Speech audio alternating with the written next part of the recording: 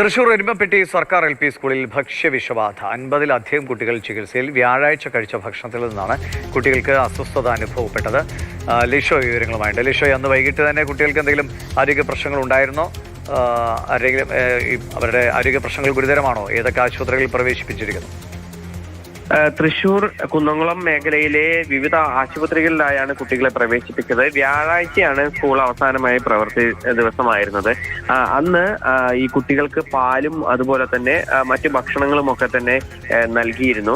അതിൽ നിന്നായിരിക്കാം ഇത്തരത്തിൽ ഭക്ഷ്യവിഷബാധ ഏറ്റെന്നാണ് കണക്കാക്കുന്നത്. ഏകദേശം 50-ലധികം കുട്ടികൾക്ക് ഭക്ഷ്യവിഷബാധ ഏറ്റിട്ടുണ്ട്. ഇതിൽ ചില കുട്ടികൾ ഗുരുതരമായ ആരോഗ്യ പ്രശ്നങ്ങളെ തുടർന്ന് ICUവിൽ വരെ പ്രവേശിപ്പിക്കേണ്ട സ്ഥിതി ഉണ്ടായിരുന്നു.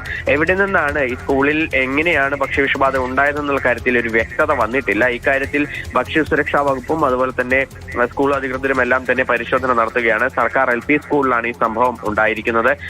ഈ പാലിൽ നിന്നോ അല്ലെങ്കിൽ വെള്ളത്തിൽ നിന്നോ ആകാം ഇത്തരത്തിൽ ഈ ഭക്ഷ്യവിഷബാധ ഉണ്ടായതെന്നുള്ള ഒരു പ്രാഥമികമായ ഒരു കണക്കുകൂട്ടലാണ് ഉള്ളത്. പക്ഷേ ഇതിൽ 50-ലധികം കുട്ടികൾ, ചില കുട്ടികൾ ഈ ആദ്യഘട്ടത്തിൽ ചികിത്സ തേടി മടങ്ങുകയും പിന്നീട് മറ്റു ചില കുട്ടികൾക്ക് ഗുരുതരമായ ആരോഗ്യ പ്രശ്നങ്ങൾ ഉണ്ടാവുകയും ചെയ്തിട്ടുണ്ടായിരുന്നു. ഇതിൽ കളക്ടർ റിപ്പോർട്ട് തേടിയിട്ടുണ്ട്.